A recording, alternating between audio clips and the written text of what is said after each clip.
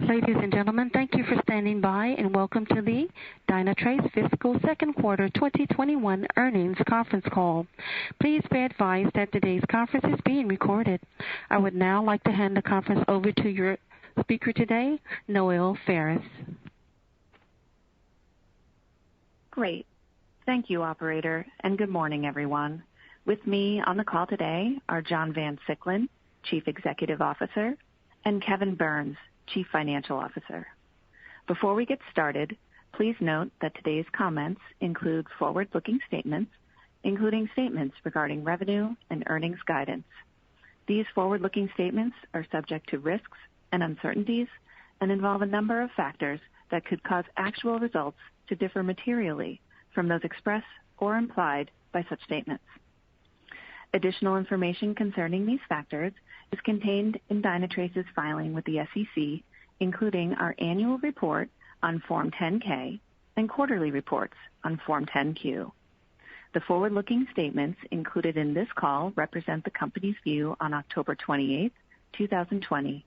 Dynatrace disclaims any obligation to update these statements to reflect future events or circumstances. As a reminder, we will be referring to some non-GAAP financial measures during today's call. A detailed reconciliation of GAAP and non-GAAP measures can be found on the Investor Relations section of our website. And lastly, references to growth rates will be in constant currency unless otherwise noted. And with that, let me turn the call over to our Chief Executive Officer, John Van Siclen. John? Thanks, Noelle. Good morning, everyone, and thank you for joining us on our Q2 fiscal 2021 earnings call. First, let me start by sharing how extremely pleased I am with the team's ability to continue to navigate the prolonged remote work environment. Productivity and attitude remain strong, and we continue to add talent to the team at an accelerating rate. We had another strong quarter of balanced growth and profitability, driven by a combination of new logo additions to the Dynatrace platform and the continued expansion of existing customers. ARR for the quarter was up 33% year on year, and subscription revenue was up 35%, resulting in a non-GAAP earnings of 18 cents per share. Based on the strength of our Q2 results and visibility into the back half of our fiscal year, we're raising our top and bottom line guidance for fiscal 2021, which Kevin will provide more details on shortly. As discussed at our Investor Day last month, there are two macro trends driving our business. The first is the acceleration of digital transformation, and the second is that dynamic multi-clouds are the platform of choice for these digital transformations, especially in the global 15,000 account base we target and serve. Digital transformation is taking place around the globe and across every industry. We recently commissioned a study of 700 CIOs, primarily from $1 billion plus enterprise companies, and almost 90% of them agreed digital transformation has accelerated in the last 12 months, and nearly 60% felt it will continue to accelerate into the future. These are not just the well-known technology brand names you would typically consider when talking about digital transformation.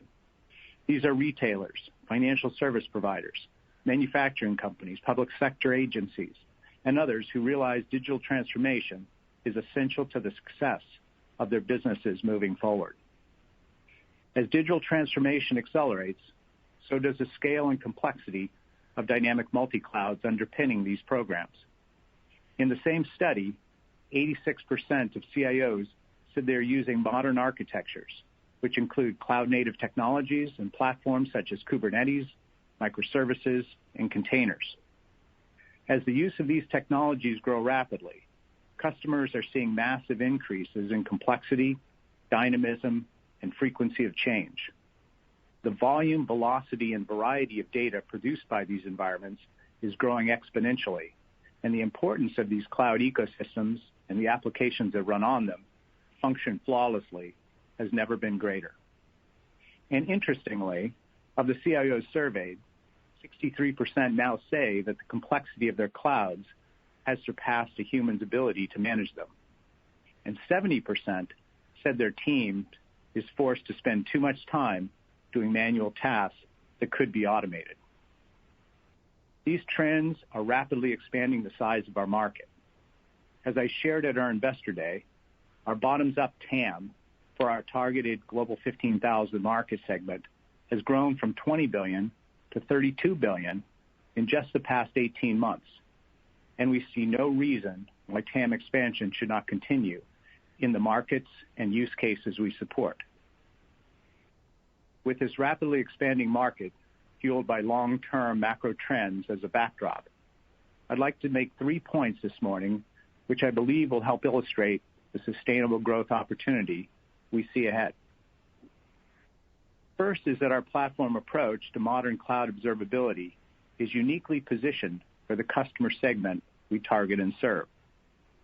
The second is our ongoing investment and advances in go-to-market and commercial expansion. And third is the pace, scale, and effectiveness of our continuous innovation engine. Let me start with our simple yet powerful all-in-one platform approach. As many now know, as modern clouds get more dynamic and complex, the old approaches to monitoring fail. This realization has led to the rise of observability as a new approach to a modern cloud world.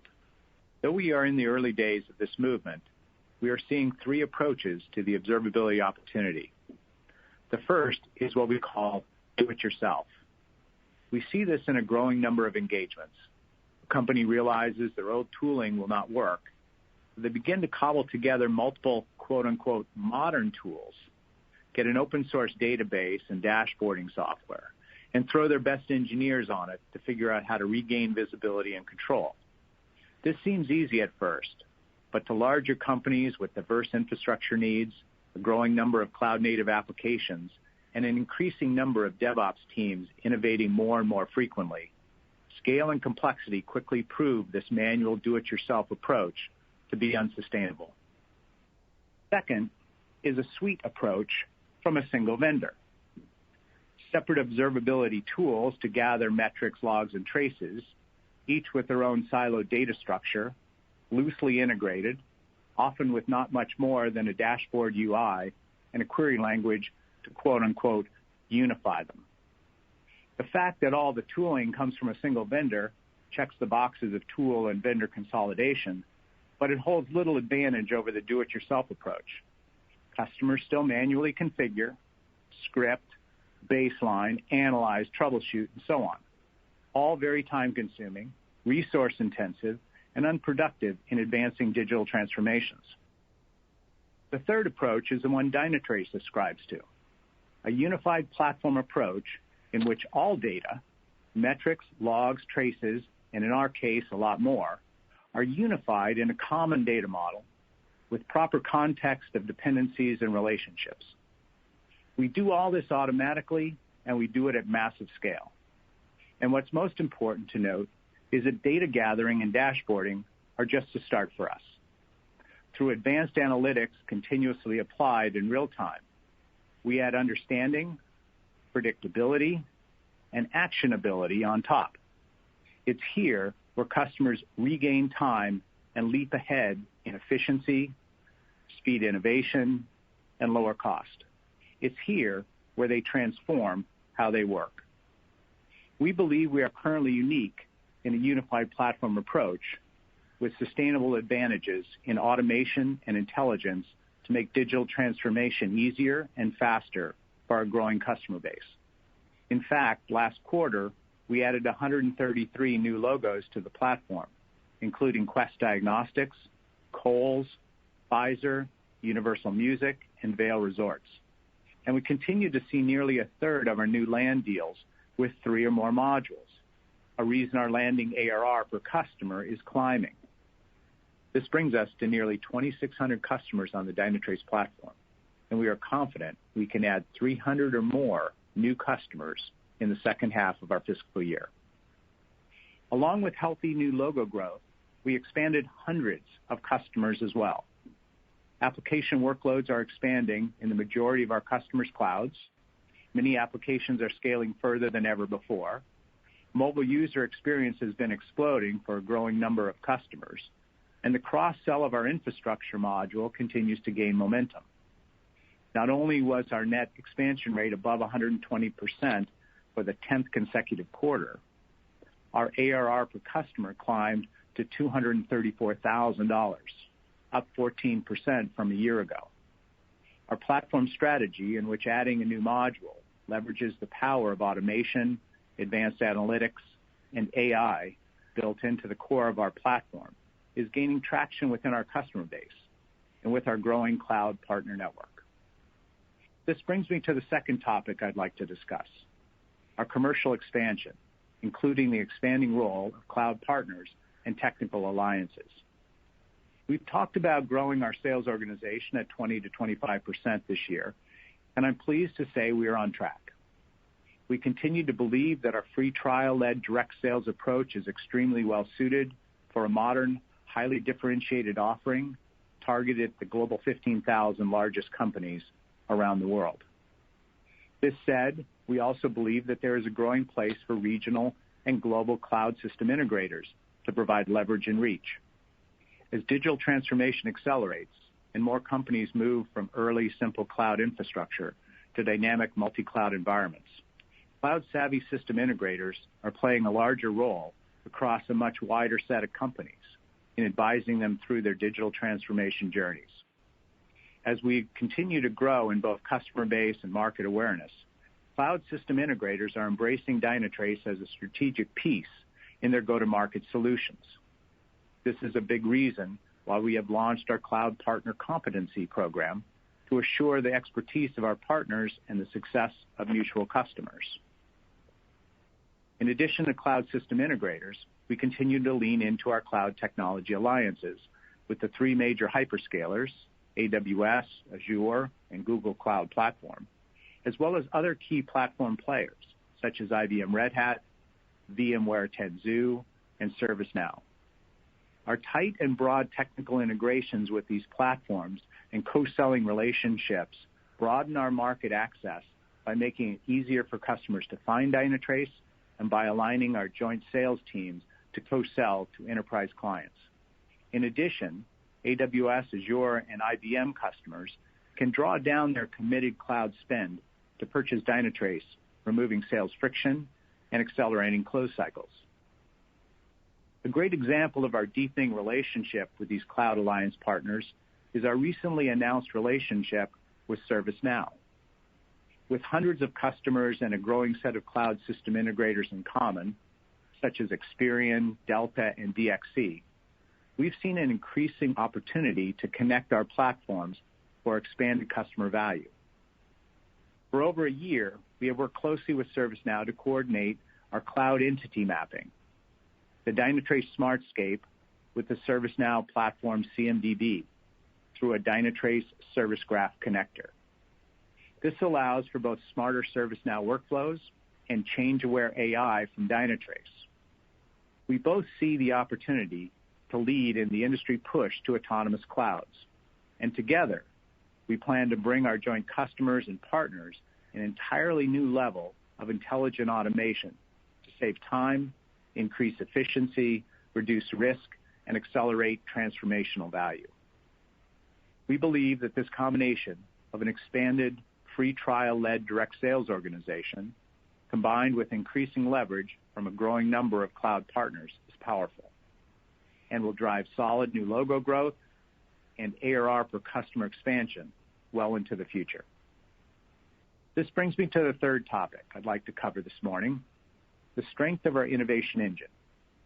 As many of you know, we do the vast majority of our engineering work in Europe, Austria, Poland, and Spain. As a preferred employer, we're able to attract and retain fantastic talent, and we combine this talent with an advanced DevOps, NoOps development process, delivering 25 major releases and hundreds of minor releases a year. The combination is a steady stream of innovation across all modules and platform components continually. And with a hybrid SaaS platform tethered into all our customers, whether data is maintained in the cloud or behind a customer's firewall, our customers adopt this steady stream of innovations and compatibility releases rapidly, over 90% of whom run on a release no more than 30 days old. With the pace of change in modern cloud environments, this rapid, ongoing innovation model is an important advantage for us. As we've discussed before, one of our bigger focuses this year has been the maturing of our infrastructure module. This past quarter alone, we added over 150 new services across AWS, Azure, and a growing number of GCP services. We now have the widest hyperscaler service coverage in the market, and they are all instrumented and gathered automatically. No targeting, no configuration, no scripting. Truly automatic. This best-in-class coverage is a big reason for the expansion momentum this module is gaining in our portfolio. In addition, we continue to invest and strengthen our leading digital experience monitoring module. This past quarter, we advanced Davis AI to help digital teams automatically detect and understand the source of mobile application errors to speed remediation and enable continuous optimization. This is especially important as we've seen a 300% increase in mobile traffic over the past year, which has heightened since the pandemic. Our real user monitoring with visually complete and session replay extensions is not only allowing digital teams to better understand end user experiences and proactively handle customer care use cases, but is expanding into DevOps feature adoption and user behavior use cases as well. With over 70% of our customers using our DEM module, we see continued steady expansion of this module well into the future as well. And I'm pleased that our ongoing innovation continues to garner analyst recognition.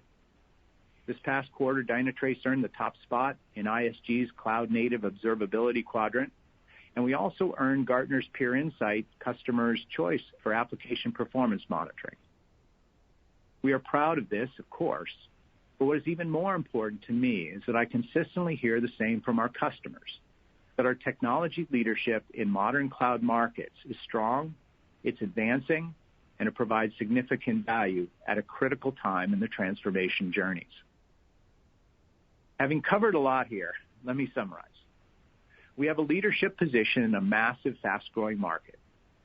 Given the shift from early cloud environments to dynamic multi-clouds, we believe the market is moving toward us.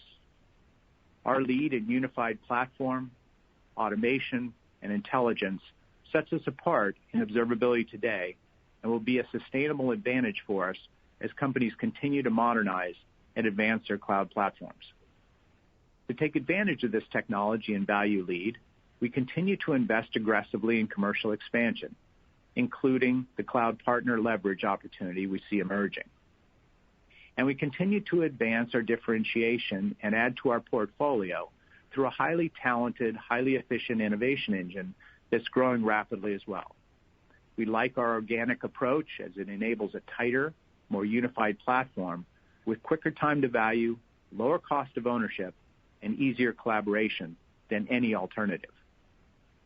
We have multiple pillars driving sustainable advantage, and we're investing aggressively across the board to drive growth and leadership in this exciting market category. With that, let me turn it over to Kevin for a deeper look into our financial results and guidance. Kevin. Thank you, John, and good morning, everyone. Today I plan to review our strong Q2 results, and then I will review our increased full-year guidance and our outlook for the third quarter. As John mentioned, we delivered a great quarter on both the top and bottom line, delivering what we believe is a best-in-class combination of growth and profitability at scale. This is consistent with our goal to continue to deliver against the Rule of 50. Annual recurring revenue was $638 million at the end of the quarter. That's up 33% year over year, an increase of $158 million or $167 million on an as-reported basis. The two drivers of ARR growth are new logo customers and our net expansion rate. As we expected, we accelerated new logo additions this quarter, adding 133 new logo customers in Q2 to finish the second quarter with 2,594 Dynatrace customers. This puts us on track to achieve our previously shared plan of about 530 new logos by the end of this fiscal year. We continue to invest aggressively in expanding the functionality of our platform. broadening the use cases covered by our existing modules and expanding beyond the modules we offer today. This has led to a consistent net expansion rate, which remained over 120% for the 10th consecutive quarter. ARR per Dynatrace customer also increased to $234,000, up 14% year-over-year. Moving on to revenue, total revenue for the second quarter was $168.6 million, $7.6 million above the high end of our guidance and representing an increase of 30% on a year-over-year basis. The strength in total revenue growth is being driven by 35% growth in subscription revenue, partially offset by the expected decline in classic license revenue. From a top-line growth perspective, we are focused on driving subscription revenue, which makes up 94% of total revenue and is reflective of our ARR growth. As I mentioned during our Investor Day, we believe subscription revenue will increase as a percent of total revenue due to the compounding nature of the model, combined with the fact that we anticipate that more services work will be done through our cloud partners. As a result, we continue to view subscription revenue growth as the most important revenue metric. With respect to margins, we continue to see an expansion in our gross margins as the subscription revenue mix increases combined with the way we manage our platform, as well as some cost savings related to the macro environment. Total non-GAAP gross margin for the second quarter was 85%, in line with last quarter and up approximately 2 percentage points from Q2 of last year. Our non-GAAP operating income for the second quarter was $53.3 million, well above the high end of our guidance of $45 million due to the revenue upside, gross margin expansion, and our overall focus on operating an efficient business. This led to a non-GAAP operating margin of 32%, up 9 percentage points from the second quarter of last year. We are very pleased with this performance as it shows the operating leverage potential inherent in our business. However, we have consistently shared that we believe in a more balanced approach to operating the business, one that delivers strong performance on both the top line and bottom line. Last quarter, I mentioned that we would begin to put programs in place to ramp our current level of spend in targeted areas to support the long-term growth of the business. Many of these initiatives were in place by September, but given the timing of the investments within the quarter, the incremental increase in spend will be more prominent in Q3 with an additional step up in Q4. This is reflected in the guidance that I will cover in a minute. Non-GAAP net income was $52.6 million, or 18 cents per share. As you will see in our press release, there was a tax adjustment of $7.5 million in the second quarter associated with the spin and reorganization. Excluding this one-time item, non-GAAP net income would have been $45.1 million, or 16 cents per share, 6 cents above the high end of our guidance.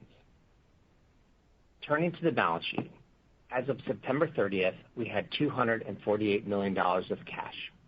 As I mentioned during our Investor Day, we expect to grow our cash position over the short to midterm, appropriate to support the scale of the business we are building while we continue to reduce our debt and de-lever the business.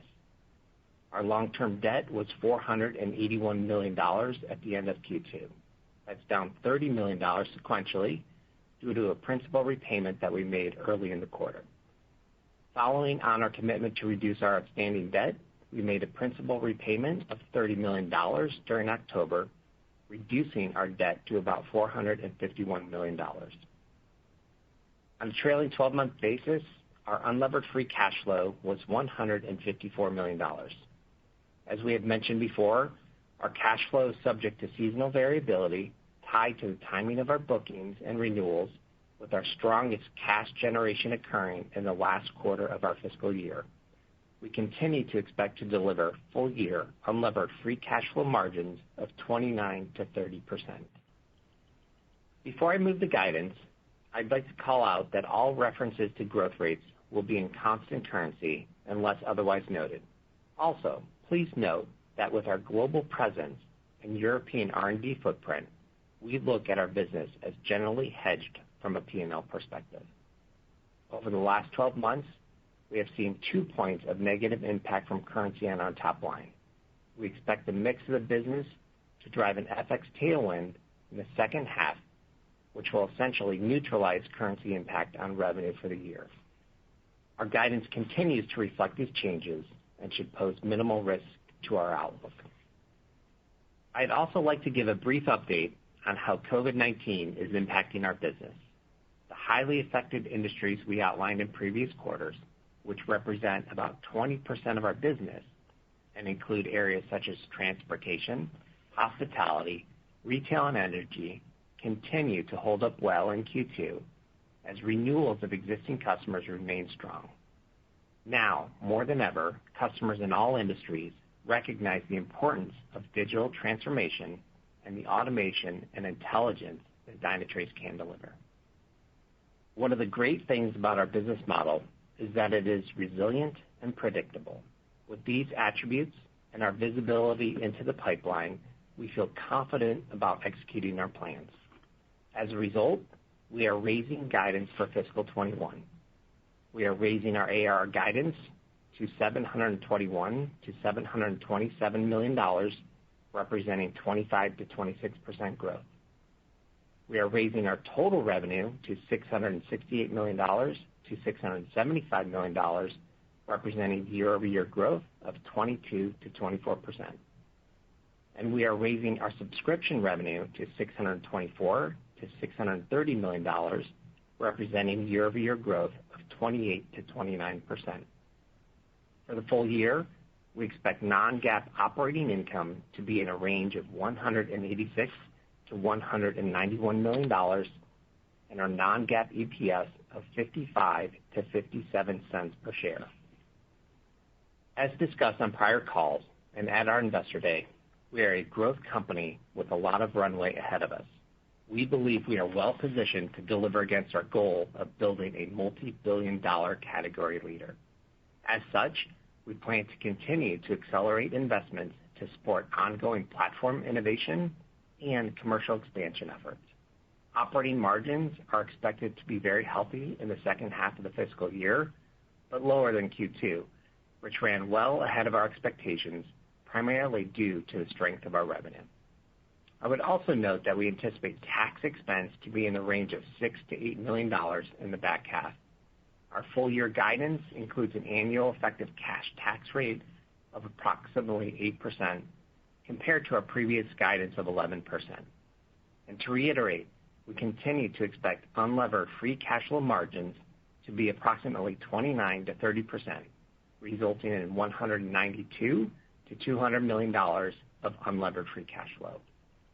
Turning to the third quarter, we expect total revenue to be in a range of $171 to $173 million, representing year-over-year growth of 18 to 20%. We expect Q3 subscription revenue to be in a range of $160.5 to $162 million, representing year-over-year growth of 24 to 25%. From a profit standpoint in Q3, we expect non-GAAP operating income to be in a range of $43 to $45 million, 25 to 26% of revenue, and non-GAAP EPS of 12 to 13 cents per share. In summary, we are very pleased with our second quarter performance and are committed to operating the business as a Rule of 50 company. We believe Dynatrace's financial profile is highly unique, including meaningful scale, strong growth, healthy profitability, and cash flow. With a large TAM in front of us and a market-leading position, we believe the company continues to be very well positioned to achieve our goal of becoming a multi-billion-dollar category leader. With that, we'll take your questions. Operator? Thank you. At this time, I would like to remind everyone, if you would like to ask a question, simply press star, then the number 1 on your telephone keypad. We'll pause for just a moment to compile the Q&A roster.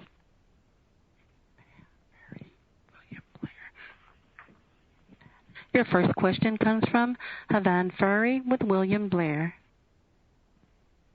Thanks for taking my questions, and congrats. That was a really solid set of numbers there. I guess I wanted to touch really quickly on two pieces. One a little more strategic about the TAM. So you obviously talked about the TAM, John, at the Analyst Day, but I guess, as you look at the complexity of what every company is going through and the digital transformation that even mid-sized companies are going through, why not go below that sort of Fortune 15,000? Why not sort of maybe move not to small businesses, but to mid-sized businesses that may have a service desk, that may have a website, and more than a website, multiple applications, multiple products? How should we think about the idea of expanding down market to sort of even further increase the TAM that you serve? Well, I appreciate the question. So our focus has been and will remain for some time that Global 15,000. We believe we build products extremely well for that enterprise customer base. It's a more complex environment. Digital transformation matters to their business survival, and it's also where the profitability is as well. So we're pretty happy with a $32 billion TAM at this point. I should also say that nothing precludes us from going down market. There's no product issue. There's no pricing issue. There's nothing in that range. It's more of a focus of the business. And usually when you focus, you accelerate faster, in my experience. And that's what I think you're seeing in our numbers. No, that's helpful, and I appreciate that. And then I just want to touch a little bit on something you brought up a couple of times.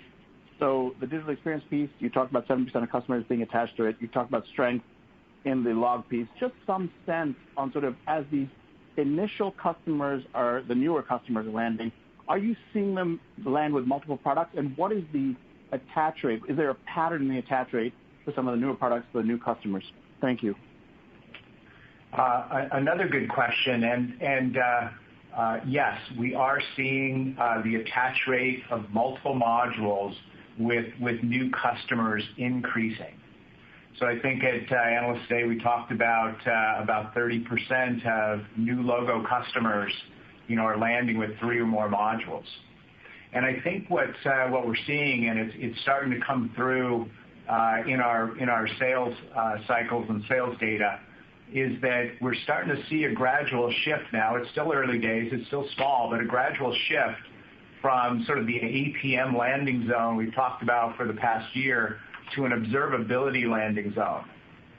And that observability landing zone is almost by definition a platform, kind of thinking, where the customers are looking for a wider footprint of value day one. And we're very well positioned for it. We've been anticipating it, and we're starting to see it happen. Again, like I said, it's early days, but it's beginning. No, that's great. Thanks for the color, and thanks, Jen. Thanks for my question. Appreciate it, Pavan. And your next question comes from the line of Raimo Lenschow with Barclays. Hey, congrats from me as well. John, can you talk a little bit about, you mentioned about the increasing uptake for the infrastructure module. In terms of where do you see customer understanding in terms of that module being kind of crucial and being a potential starting point for you going forward? And then I had a follow-up for Kevin. Yes, sure. The infrastructure module, as you know, we've been working on it for the last 18 months to really mature it, and it's come into its own now. And that's allowed us to be much more aggressive, in the expansion, side of it, as well as landing with that module alongside the APM module and the DIM module. From a why infrastructure module and log analytics from Dynatrace versus someone else, usually there is some kind of incumbent, in place, or series of tools in place to cover that, what that module covers. But when you start to consider that all of the data gathering across all those infrastructure services is automatic, it's all given context into our topology map Smartscape, which maintains that map continually in real time, and then an AI engine that applies knowledge and algorithms across it to understand where anomalies are happening that impact the business and immediately surface those to folks to take immediate action to proactively handle things before users are impacted. You realize that the value of that platform, that inherent automation and AI assistance, is hugely valuable as you consider most of these, enterprise IT teams are pretty much resource strapped these days, and time and giving them back time, giving them back resource for more meaningful things like innovation and driving better business outcomes, is huge. So that's what's driving, sort of that expansion of that infrastructure module. And we're still early in it, I would say, from a driving ARR standpoint, but the adoption, is increasing rapidly within our customer base. Okay, perfect. Okay, thank you. Yeah, that's very clear. And Kevin, for you, just if you think about the investments you guys are doing, and John talked about the increase in sales capacity, how do you think about this going forward? Because in a way, you're kind of moving from like a 20% grower into a 30% grower. So in theory, there should be an increase in needed hiring as well to kind of drive that further growth. But then also you have obviously productivity gains coming out of that. So you mentioned already a little bit of the investments, but how do you think about that in the kind of medium to long term here? Thank you.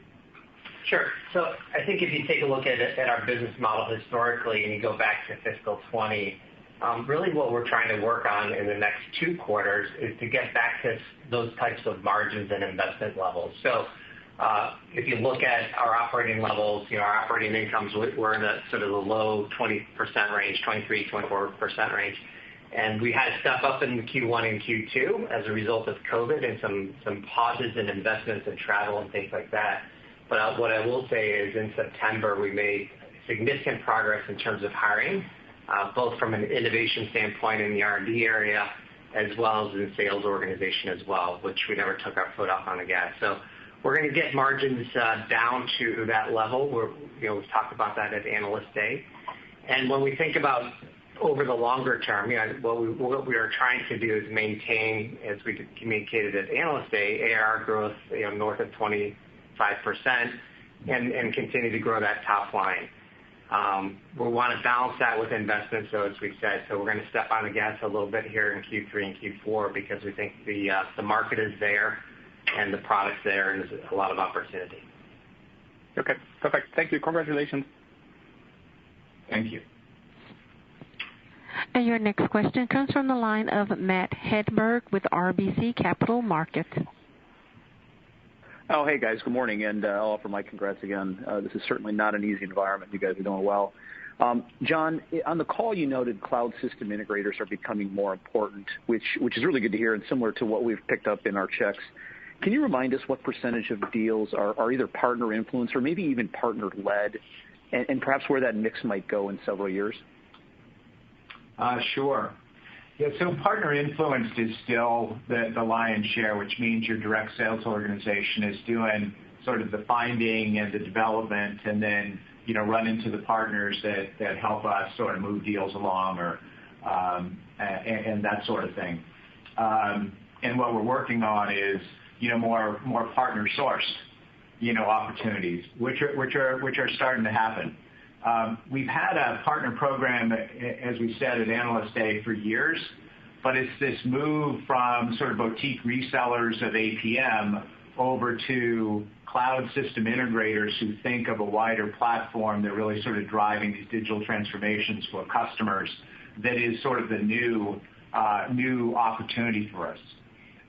We're still in the 10% of opportunities sort of sourced through partners, I would say, cloud opportunities sourced through partners, but we see that, capable of growing considerably. We see it up, year on year, consistently right now.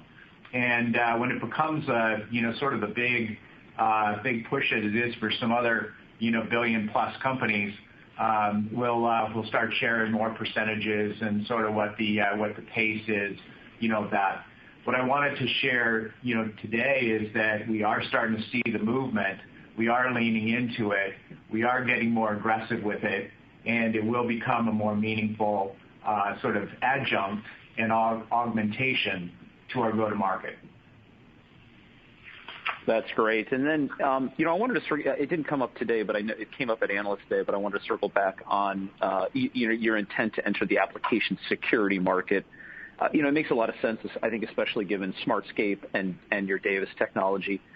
Can you talk a bit more about this opportunity? I assume customers are asking for this from you, and maybe remind us again about the timing of the launch here. Sure, Matt. So I figure I probably ought to stick with the modules that we have today rather than sort of pre-announce, anything. But as we did talk about on Investor Day, we've spent the last 18 to 24 months, looking at that security market. We know we have a phenomenal data platform, for that environment, especially for the dynamic, multi-cloud environments that are out there. Security where you can't ring fence it. You have to build it into the applications themselves. And so, as we, get ready, to add that capability, that module into our portfolio, we'll make sure that we keep everybody abreast, as we go. It's not far away, but it's not ready to be announced. Got it. Thanks, guys.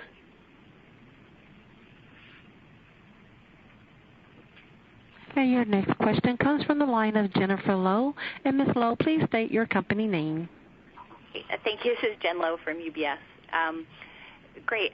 So I wanted to ask a little bit about the demand environment, and in particular, John, at the outset you talked about this growing consensus that digital transformation is necessary and only more so in the current environment.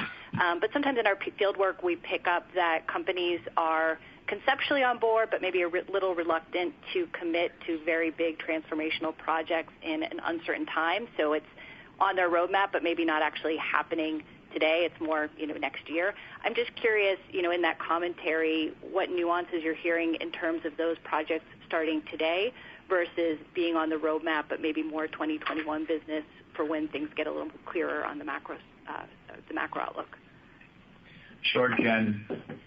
Well, from our standpoint, we're not what I would consider a massive digital transformation project. Someone's already committed, to digital transformation, and they're trying to figure out how can I speed it up? How can I reduce risk, in the project? And how can I create greater efficiency, lower costs while I'm doing it? And it's that combination of gaining speed, reducing risk, and driving efficiency that makes this a very practical, kind of choice, and pay for itself within a 12-month window. So these aren't, projects over 3-4 years, and maybe I'll get my payback over 10 years. They're much more practical than that, and I think that's a secret to our success, actually. That rapid return on investment is quite clear, and a number of customers experience it, and they talk about it with their peers. Great. Maybe one more for me. We've seen some of the other players around the observability space, adjust their pricing or announce new pricing plans or focus on plans that are really designed to make it easier to bring in data at a low price point and get away from kind of a host-based model. I'm curious if that's something that you're hearing from customers that they're asking for, anything that you think might be on your roadmap at some point. No, what we hear is customers want, at the enterprise level, they want predictability and they want transparency. They don't want surprises of consumption-based models where they're getting hit with overages month after month after month. They don't like the idea of, hey, come in cheap and then all of a sudden I'm being surprised. So our pricing model is built around use cases, the modules. You get pretty much everything you need within those modules. And the value that they look at is not just in collecting data. They're actually, with Dynatrace, getting the understanding of the data. They're getting the predictability of where bottlenecks and issues are arising so they can take action. And they're getting a system with precision enough for them to actually build auto remediations off of. So it's a different kind of value proposition than the, hey, I'm just gathering data kind of value propositions.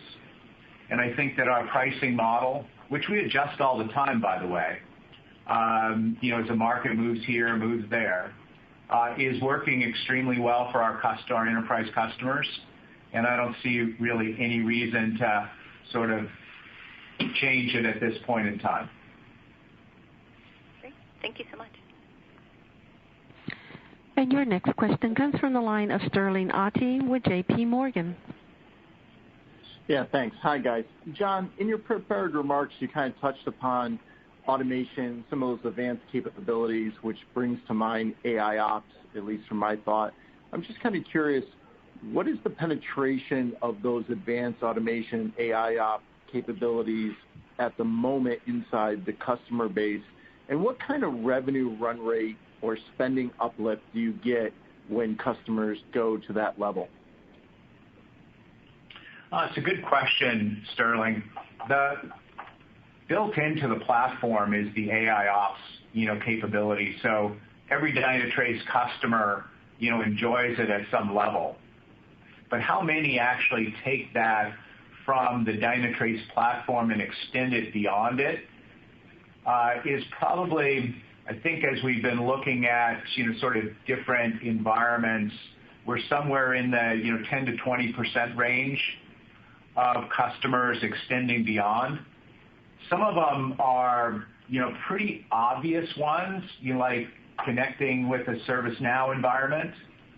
Other ones are, sort of much broader, where they work on, dozens and dozens of additional data sources pulled into the Davis AI for a much, wider AI ops footprint.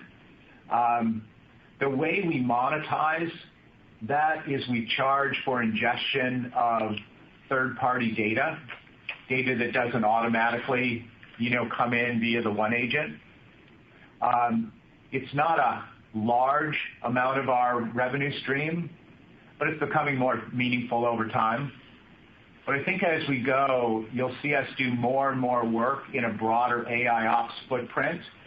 You saw that we were the number one choice in the ISG Observability quadrant that was recently put together, and you're going to see a few other things, come up where, it's focused specifically on AI ops, where you'll see us ranked, quite high and sort of anticipate, some of the moves we're going to make, going forward here to be more aggressive, in that growing market segment.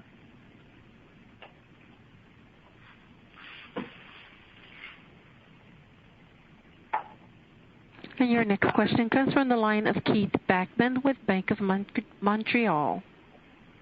Hi, thank you. I wanted to try to ask two. First, I want to talk about or ask about the competitive landscape. And the small and medium business category in observability has been disrupted over the last probably 2 years, in particular New Relic with Datadog providing some disruption. I think one of the larger overhangs for your stock is concern around disruption. And so my question is, if the SMB category within observability has been or faced increased competition, what can you say to investors about your space as I think the rock solid leader in enterprise? Why won't that get disrupted over the next couple of years? And then I have a follow-up. It's already being disrupted. It's just that we're the disruptor in that space.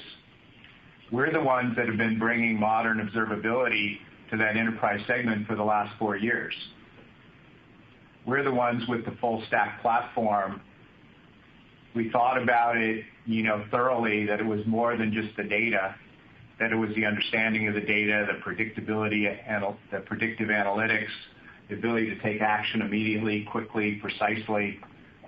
We're the disruptor in that space. And what works in the SMB space, which is sort of a simpler, fewer applications, less change, kind of environment, gets very complicated when you get to the enterprise. So that's my feeling, there. And that as folks try to move from SMB up to enterprise, it's a pretty different world, and we're already there. Yeah. Okay. The second question I had is on ARR growth. So you're guiding ARR growth in constant currency for the year of 25 to 26, which is up from your previous guidance, or increasing, I should say, from your previous guidance. Your longer-term guidance is, as you say, north of 25%. Normally you see a decel over time, but what you're suggesting is as you reach a level at the end of this year, it holds that. But why? It's just unusual to not see a decel, so to speak. So if you could just speak to or address, why you think you hold at those levels rather than see some perhaps tailing off below 25% longer term. Sure. So a couple things there.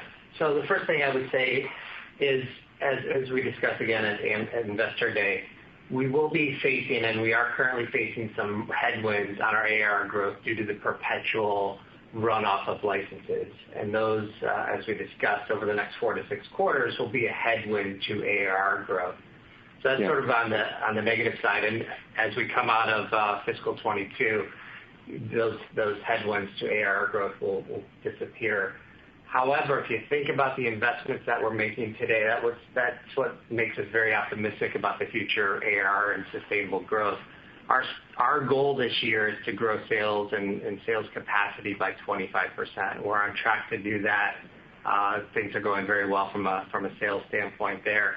We're also seeing a nice shift in our sales rep organization as well. We have a lot more mature reps than we did 12, 24 months ago, so that should provide a tailwind as well.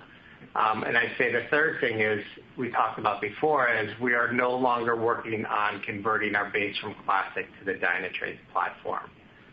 So that frees up additional capacity. We talked about that. It's probably around the 20% of free capacity that over time should help productivity. So you think about those three things combined: sustainable, growing sales capacity and maturing of the sales organization, as well as we're no longer working on conversion programs. Those should all be tailwinds to ARR growth over time. Perfect. Many thanks. And your next question comes from the line of Walter Pritchard with Citi. Hi, thanks. Can you hear me? Hi, Walter.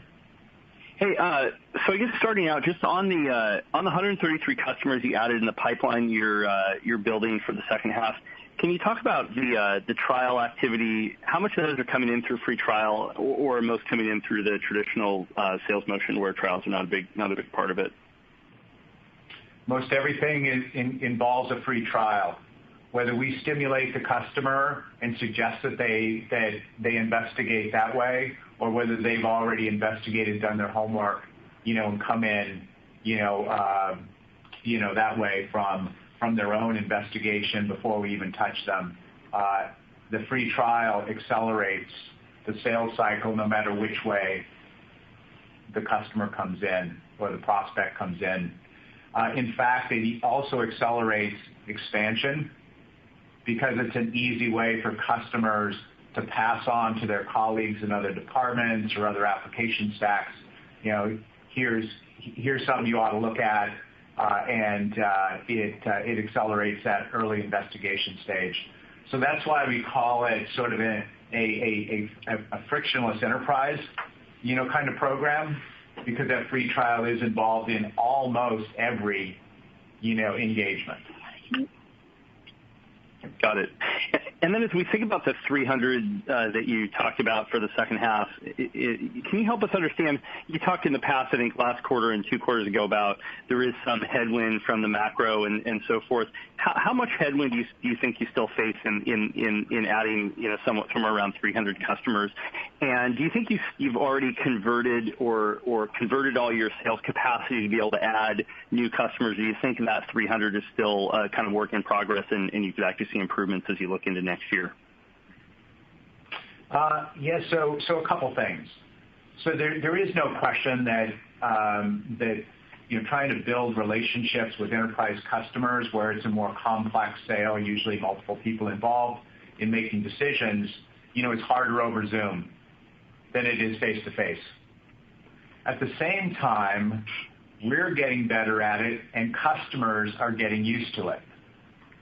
So they know they have to advance, so they have to figure out a way to make that work. And having a free trial and then being able to do proof of concepts remotely, 100% remotely, is a big advantage for us. A number of our competitors still can't do that. So we've learned a lot. Customers have learned a lot, and we are starting to see the sales cycles move back to a normal, cycle range. And that's what gives us confidence in the second half of the year. As we go into, the future, and things sort of normalize back again, I believe our muscle in driving new opportunity will continue to increase. Our productivity will increase per sales, rep, if you want to think about it that way. And then we should continue to see increases year over year, and keep a steady sort of percent of ARR, as we go in that new account, new logo, segment. Got it. Thanks. That's good to hear, John. Thank you. And our last question comes from the line of T.J. Hines with Canaccord. Hey, thanks, guys. Congrats on the results.